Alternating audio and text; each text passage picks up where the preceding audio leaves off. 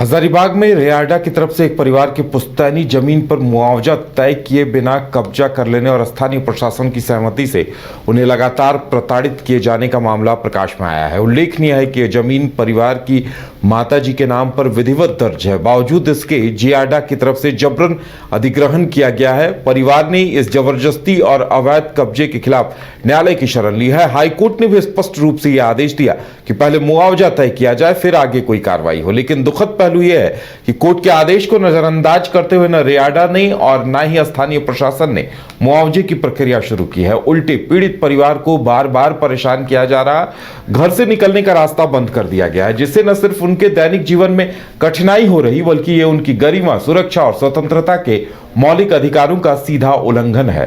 वहीं परिवार का कहना है कि वे बार बार प्रशासनिक अधिकारियों से गुहार लगा चुके हैं, लेकिन उन्हें केवल आश्वासन ही मिला है, कोई ठोस कार्रवाई नहीं हुई।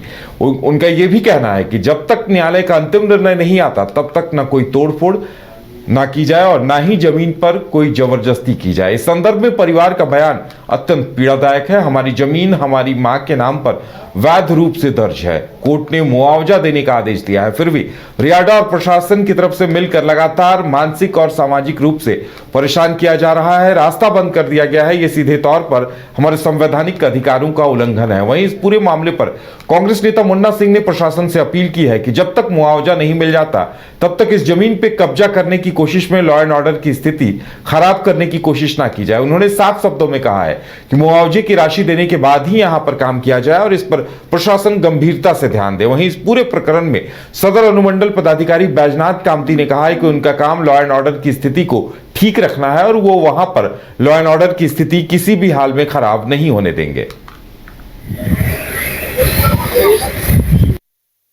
जमीन का मामला है, जमीन हम लोग का अपना जमीन है और जबरदस्ती प्रशासन मतलब लगातार बोलता है कि जमीन को खाली कर, और अचानक मतलब करके हम लोग घर पे कोई भी नहीं थे, अचानक आया, अचानक आके मतलब टेंशन काट के चला गया। जब आया तो धमकी दिया कि बोला कि हटो नहीं तो अंदर ऐसा केस में फंसा देंगे कि जिंदगी भर के लिए तुम मतलब बेकार हो जाओगे। ये केस के में कुछ न्यायालय में मामला भी लंबित है। हाँ,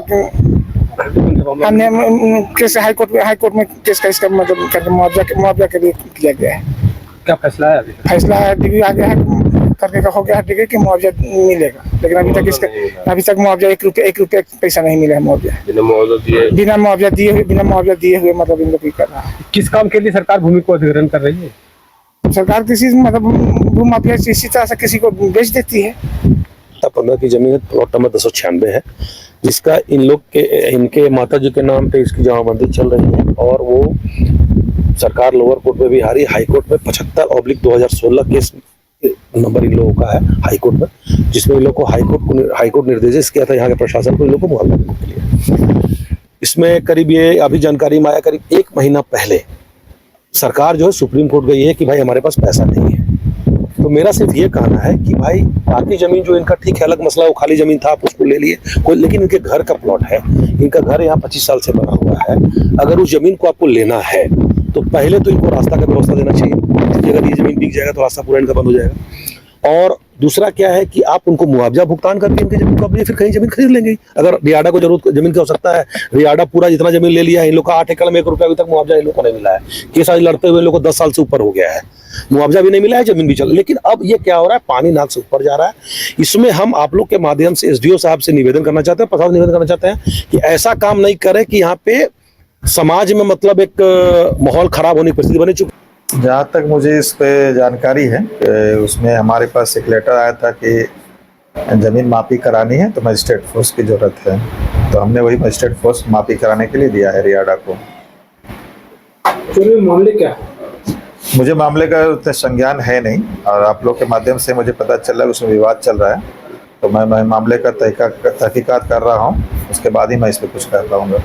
लॉ एंड ऑर्डर सिचुएशन पे क्या है? लॉ एंड ऑर्डर बिगड़ने नहीं दिया जाएगा। अगर मामला सब जुडिश है या कोर्ट में है मामला, उसको देखते हुए ही काम स्थगित होगा, या फिर जैसा आदेश वरीय पदाधिकारियों का होगा आगे होगा काम। सारठ प्रखंड मुख्यालय सभागार में प्रखंड विकास पदाधिकारी चंदन कुमार सिंह और NDRF टीम की अगुवाई में आपदा विपत्तियों से निपटने को लेकर 1 दिवसीय प्रशिक्षण का शिविर का आयोजन किया गया। शिविर में प्रखंड, अंचल और जनप्रतिनिधियों को प्राकृतिक आपदा और मानव द्वारा रचित आपदा से बचाव को लेकर विस्तार से प्रशिक्षण दिया गया। 9th बटालियन एनडीआरएफ बेटा द्वारा आज हमारे प्रखंड सभागार में एक आपदा प्रबंधन समिति एक प्रशिक्षण सह ओरिएंटेशन शिविर का आयोजन किया गया था। इसमें हमारे प्रखंड के अंचल के सभी कर्मी और विभिन्न पंचायतों के मुखिया और पंचायत समिति सदस्य, सामान्य जो प्रखंड में आई हुई जनता और उन लोगों ने इस पूरे प्रशिक्षण सत्र को अटेंड किया। और मूल रूप से जो भी आपदा की स्थिति होती है, जैसे वज्रपात है, ड्रोनिंग है, अगलगी और स्नेक बाइट हो गया, इन सब सिचुएशन में किसी तरह के रोड एक्सीडेंट में कैसे जो गोल्डन आवर में लोगों को कैसे रिस्पॉन्ड करना चाहिए ताकि संबंधित व्यक्ति की जान बचाई जा सके। 9th बटालियन 2014 बैच के आईपीएस अधिकारी अमन कुमार ने गढ़वा के पुलिस अधीक्षक यानी एसपी के रूप में पदभार ग्रहण कर लिया है। इससे पहले वे खूंटी में एसपी के पद पर कार्यरत थे। पदभार ग्रहण करने के बाद अमन कुमार ने कहा कि जिले में अपराध नियंत्रण, कानून व्यवस्था की मजबूती, साइबर अपराध पर रोकथाम और पुलिस जनता के बीच बेहतर समन्वय उनकी प्राथमिकता होगी। उन्होंने स्पष्ट किया कि हर शिकायत पर त्वरित कार्रवाई की जाएगी और थाना स्तर पर निगरानी को सख्त किया जाएगा। गढ़वा के पुलिस अधीक्षक के रूप में प्रभार लिया और हम लोग के लिए एक चैलेंज रहेगा कि गढ़वा जिस स्थिति में आज है उसको और हम लोग एक टीम की तरह पुलिस परिवार जो है मिलकर बेहतर बनाएं। महिलाओं की सुरक्षा, क्राइम कंट्रोल और जो भी लोगों में विश्वास पुलिस के प्रति है उसको बढ़ाना और उसको जगाए रखना, वो हम लोग का उद्देश्य रहेगा। और जो भी पूर्व में नक्सल पे काम हुए हैं, अपराध पे काम हुए हैं, वो नक्सल फिर से वापस नहीं आए, वो अपराध जिसको ख़त्म किया गया है वो वापस नहीं आए। और जो भी नई चीज़ें हैं, जो नए चैलेंजेस हैं, उसको हम लोग देखेंगे और उसका निवारण हम लोग टीम के रूप में गढ़वा पुलिस जो करेगी। मैं अमन कुमार आज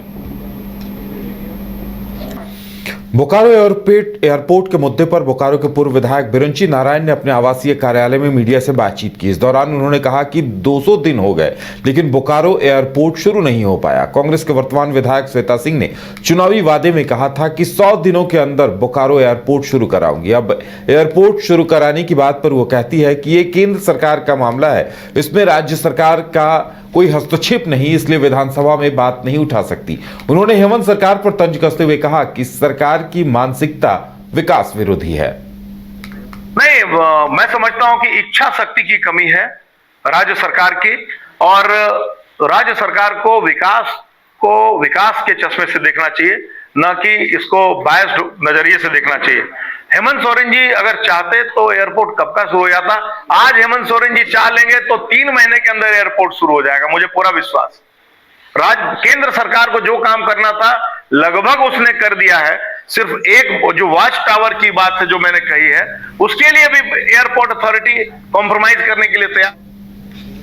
झारखंड पुलिस मेंस एसोसिएशन की 1 दिवसीय राज्य स्तरीय विशेष बैठक में आगामी 6ठे अधिवेशन की तैयारियों पर चर्चा की गई और अधिवेशन के लिए तिथि निर्धारित की गई। बैठक में राज्य भर की 54 शाखाओं के पदाधिकारी और बड़ी संख्या में डेलीगेट शामिल हुए। बैठक के दौरान सरकार की तरफ से पुलिसकर्मियों के हित में किए गए कार्यों की समीक्षा की गई और एसोसिएशन के चुनाव प्रक्रिया पर भी चर्चा हुई। चुनाव की तिथि निर्धारित करने के साथ ही अधिवेशन की प्रक्रिया को पारदर्शी और व्यवस्थित बनाने पर जोर दिया गया। देखिए, ये झारखंड पुलिस मेंस एसोसिएशन का राज्य का 1 दिवसीय बैठक आयोजित किया गया है। इसमें राज्य के सभी प्रतिनिधि सभा के जो भी हमारे प्रतिनिधि सदस्य हैं उनकी उपस्थिति आज विशेष बैठक के रूप में की जाती है, जिसमें राज्य सरकार के द्वारा जो पुलिसकर्मियों को मूलभूत सुविधाएं प्रदान की गई है परंतु आज तक धरातल पे उसे उतारा नहीं गया है। इन सारी बातों को संज्ञान काफ़ी दिनों से आ रहा था। माननीय मुख्यमंत्री जी के संदर्भ में संज्ञान में वरीय पदाधिकारी के संज्ञान में कई वर्षों से, कई दिनों से अपनी मूलभूत सुविधाओं के लिए पुलिसकर्मियों की मांगों से उनके अवगत कराया जा रहा है, परंतु निराशा इस चीज़ का है कि उनके द्वारा भी हम लोगों की मांग को सिर्फ आश्वासन दिया जा रहा है। इसलिए पुलिसकर्मियों में पीड़ा है। अपनी मांगों के लिए आज राज्य के सभी पुलिसकर्मी आज प्रतिनिधि सभा यहाँ उपस्थित हुई है और निश्चित रूप से अगर हमारी मांगे मांगे नहीं मांगी गई तो आज के यहाँ पूरा राज्य का सभा जो आयोजित की गई उसके द्वारा सरकार के किस तरह से उनको मनवाया जाए, इसके लिए आंदोलन का रूपरेखा तैयार करना पड़ेगा या जो भी तैयार करना पड़ेगा हमारी मांगों को मनवाने के लिए। और सष्टम महाधिवेशन महासंघ का चुनाव का तिथि और स्थल निर्धारित करने के लिए चूंकि महासंघ का कार्यकाल समाप्त होने के बाद वरीय पदाधिकारी सरकार के द्वारा हम लोगों को महासंघ चुनाव कराने का भी निर्देश है। देखिए